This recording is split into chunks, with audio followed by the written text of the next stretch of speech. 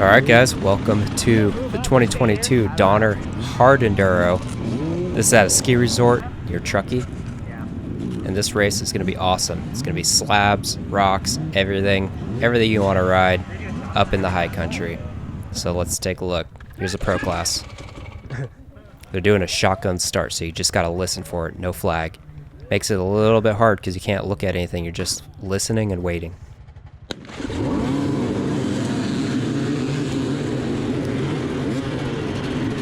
Alright, now the A class is on board. All 40 of us lined up.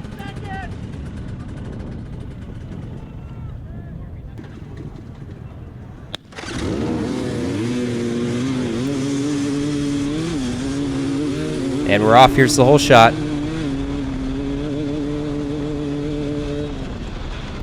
Just short of it. It looks like we were pretty close, hand in hand. Here's that corner. Oh, that's Evan O'Leary. That's my neighbor. He came in hot. Got in that second position. That's awesome. So I'm in fourth right now. Pretty good, but I'm getting dusted out, and I'm definitely slowing down a lot right here. There's like little water bar things that have been sketchy in the previous years, so I took it a little bit easy right there. But this is a little bit different. Jumping into these aspens is pretty cool. Tried to make a pass, but didn't quite get it. So now you're just kind of lining up in the single track, trying to breathe, take it easy, because you can't really make a pass there. So we're side hilling across this hill and into some new granite that we haven't ridden before. This is going to be pretty fun. I walked this section, snaked a little line in there, and there's a left line or a right line. The left line's a little bit harder. I'm going to go for it. Oh, that was my neighbor Evan. And I'm sliding off the rock at this point. We're going down. She's sinking. Luckily, I slid into this second line, but it's really hard without momentum to get up this steep stuff from a dead stop. There's Lucas, Eddie. You might notice him from Climb. He's kind of like the face of Climb, I feel like. He does a lot of media and video, modeling the clothes and stuff. But he's a great rider. So this is the Switchback Line. There's a line on the left that's definitely more of a zap and a little bit more risky. So I took the easy line even though it's more of a weight. And again, you've got another risky line to this right that Lucas hit, or you can go left and way slower. Going with that line is going to save some time, save some energy. As long as you don't ball it up, you'll be saving energy. So I'm kind of trying to get around because I'm pretty fast at the downhills. I feel like I can do some a little bit more sketchier stuff. Try to take a harder line to get past, but only able to get past for a second here. And then fully stuck. And then Lucas gets past me again. That's a classic race move, right? You pass someone, and then you fall or get stuck, and then they pass you right back. You gotta love that.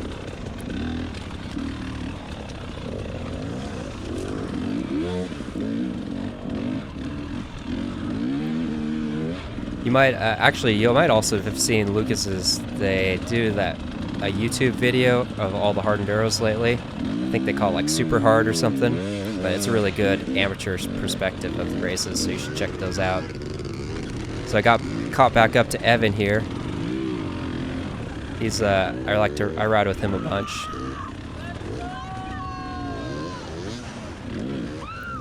Oh, that's Ryan Sutton, Peacock Social Club over there, and his girlfriend yelling at me. I love these rock slabs that go up and then just drop straight down. Joe Nemeth with some carnage right there, looks like. And I barely squeezed by. My foot pegs are dragging. So you got this left line, which is really sketchy, and I'm kind of glad that someone was balled up there and kind of forced me to take this line, because later in the race I went for that left line, and I totally wadded up. I got up it, but the bike landed in a wheelie, and I just launched the hell out of my bike. And then I look back, and Colton Haker's like standing there, like waiting, like for him to go, and I was like, oh god. And yeah, he had to go around. He had to take this slower line because I was a shit show up there. But it worked out a little bit safer. You can see the guy that fell, I think he already got past, so that way is definitely, the hard way is definitely faster. Taking this low line. I don't know which line's faster here. That was a little dicey drop in. But here is the slabs you guys have probably seen on Instagram of dudes chucking their bikes up there. So I wasn't sure if I was gonna hit this or not, but I saw those guys kind of do it, so I was like, all right, I'll do it. And it wasn't too bad. It could definitely go bad though. I posted a couple videos. There's one on the Instagram where the guy chucks his bike. It's on a Sherco. He hits a spectator, and then his beer goes flying 15 feet in the air, spraying all over the place. It's hilarious. Oh, Nick Pooch on the right. That's like my best riding buddy. He was trying to snake in a gnarly line. I don't know if that dropped or not, but he went for it. But not, he wasn't able to get past me. I took that slow line and was able to keep moving.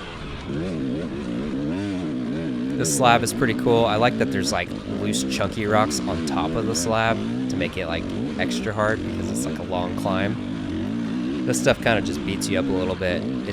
If you can weave around the small rocks, it's pretty smooth, but it is a long uphill chug. A couple of cool options right here. Little walls that look really tiny in the video.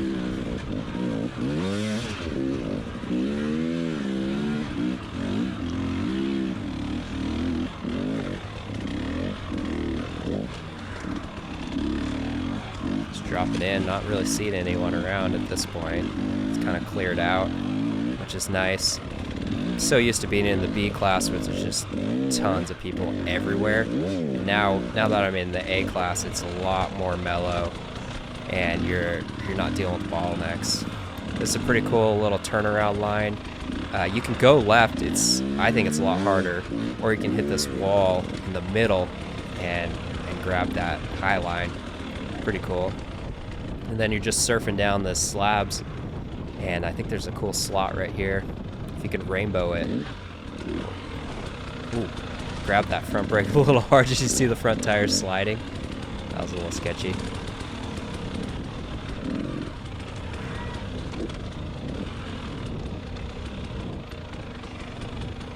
Looks like there's a drop going on right here, but it actually went. Nice thing with this granite is most of the time it doesn't cliff out too hard. Usually you can find a spot that rolls, which is pretty cool. It just makes choosing lines easier. It just kind of flows a lot better.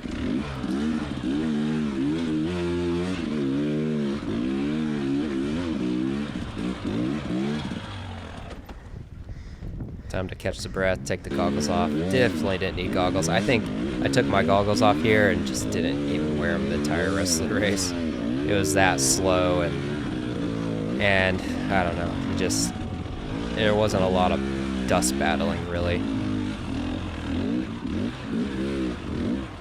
Did spot this line when I was walking it straight through the bushes. Nice and easy. The left line was a little bit more technical, but that one it actually worked out really well. I remember this from last year. You have to slide down this thing. It's really rough and abrupt. That looked pretty smooth, but it definitely a little jarring on the wrists there. Now we're getting into some woods, which is pretty nice. Donner's got so many.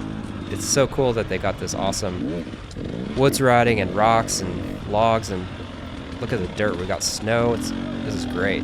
So this is check one. I think I actually came into this in first place looking back at the results. So I was in first right here in the A class, which is pretty awesome. I didn't know that. I mean, I knew I got a pretty good start, but yeah, I didn't know I was in first right here. This is the first pro split. So all the amateurs would go left here, and pro and A, and also 45 plus is going to do this hard line. And this is definitely a hard line. It gets pretty gnarly. So you can see I'm already struggling just to get up to the first slab hit. You can see by that guy, it gets pretty slippery. So there's Joe Nemeth. I could have swore he had fallen. I thought maybe that wasn't Joe that I saw earlier when I called it out, but it looks like that's Joe right there. That's Nick Pooch right there on the side. Ooh, he just went down. Look how steep that is. When the bike falls over, you can just see how steep that sucker is. And it's slippery with the bushes. Here goes Joe. Pretty good line, but falling backwards. I heard later in the pack a lot of guys were busting out toe straps on this thing. And I could see why, because it could be a tough one.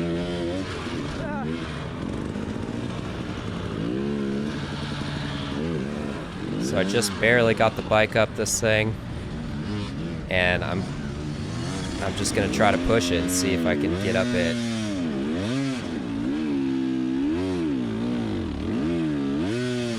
You can hear that bike just working so hard. Just trying to get up this. It's really steep, really slippery with that mud on there.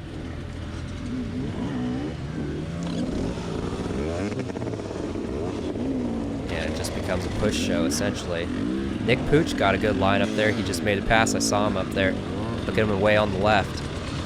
He must have took a high line.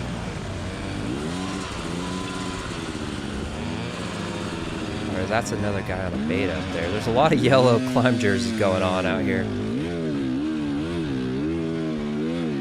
I'm gonna opt to switch back into these bushes, see if I can get a little bit of traction and just push through this thing.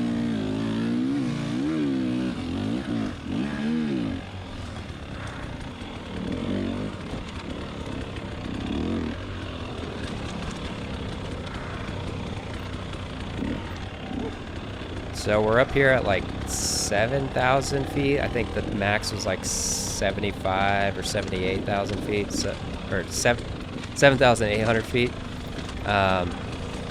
So this could definitely be hard if you're not used to this ride. That's Colton Haker. Yeah. This is only 20 minutes into the race. I don't know. It's only been 20 minutes.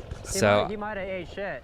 So what ended up happening is Ryder LeBlanc, I believe, crashed into Colton Haker.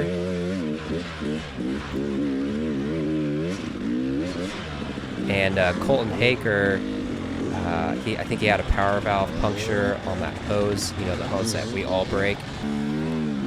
So he had to ride back to the pits and go fix it and get back out there. You can see he's already passed us after fixing his bike. That's pretty impressive. That's how fast he's going. This stuff is slick, covered in mud. I was definitely not expecting mud going into Donner. It's just been it's always hot, dry, grippy, dusty, but we actually got some really cool conditions for this race. It wasn't too hot, it was a little bit windy, and it was definitely a lot slicker than usual.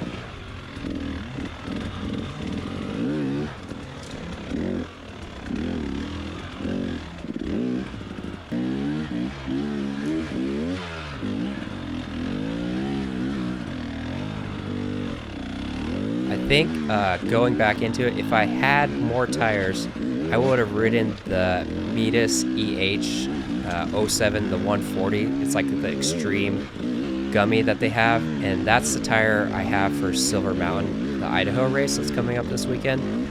And if I had another one of those, I probably would have ridden it in this race, and I think it would have helped because there was so much wet conditions. However, I didn't have two of those, and those are all sold out at this point. So I was running the Metis XT 454, which is my favorite tire for this granite riding, but because it was a little bit slicker than usual, I think it just would have helped to have that extreme gummy. So someone called my name. I was like, what happened? They're just shouting me out. There's General Cal, my buddy who lives up here in Truckee. Yeah, Chris. Hello. Enjoying some slab surfing together.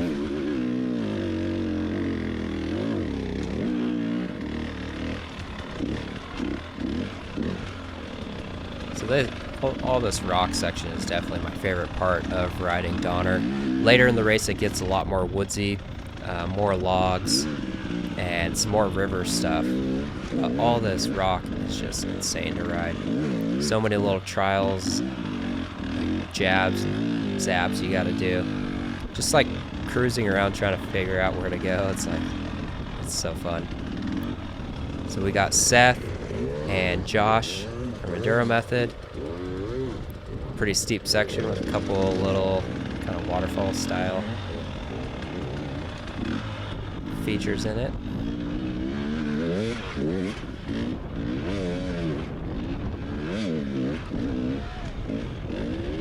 Definitely use some energy kind of revving up that stuff. And now we're up here, we get to cruise this little high ridge. Really cool, look out. So beautiful up here. Trials line, slow turning. Take this high line, see if it pays off. Got past my buddy Josh. Now coming in, we got a little snowdrift action here.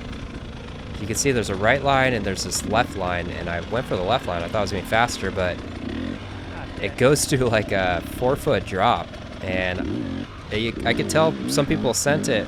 It just wasn't worth it to me to have to pick my bike up in the snow, so I opted for this like 360 round thing, and I'm just going to take this easy sled track. Later in the race, I saw there's like footholes on both sides. It's pretty funny looking. Just people sliding down this snowdrift.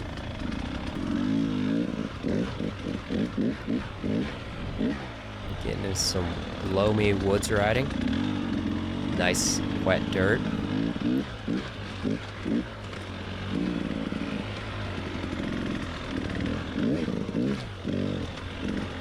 It's all high country timbers.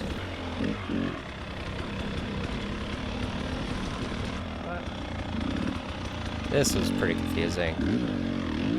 There's an obvious trail. You can see the track is burnt in. Look at all the tire marks going down it. It's from like the morning race or something. And there should have been tape to like shut that line off and tell you that you need to go right. But that's the thing with this race, is that he did a hare scramble and the hard enduro 2 different days. So there's just course markings everywhere. And I think the hare scramble goes backwards on some of the hard enduro stuff, and then there's different lines for the hare scramble that overlap the hard enduro, so it's really confusing if you get off course, because you have to remember to follow your arrow color. You could get on arrows and just go for days and get totally screwed, which definitely happened to me a couple times. I had to turn around.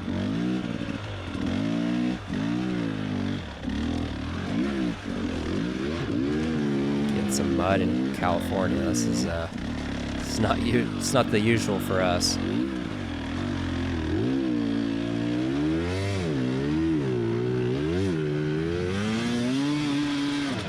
Thought I was gonna get stuck there, but luckily I got by. I've got the key-in carburetor on my 2018 KTM. I put it on last minute, had SP Performance get it all jetted and set up for me, and this thing is dialed. I'm loving the way this bike feels with this carburetor.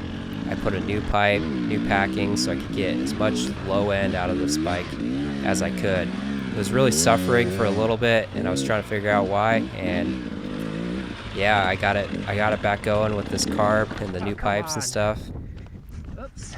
And hopefully I didn't dent it right there, but yeah, the bike's running great. Definitely feeling this KTM 300 with the key-in on there. First time I run it. So many guys on Instagram told me to try it, so had to give it a shot. So that's the end of the video so far. We're probably halfway through. There's still a lot more interesting stuff coming up. We've got Double A Hill, which is just a shaly, all kinds of crazy stuff in there, and then a bunch of big log hops. So I'll do another video, keep you guys updated, but until next time, we'll see you guys out on the trail.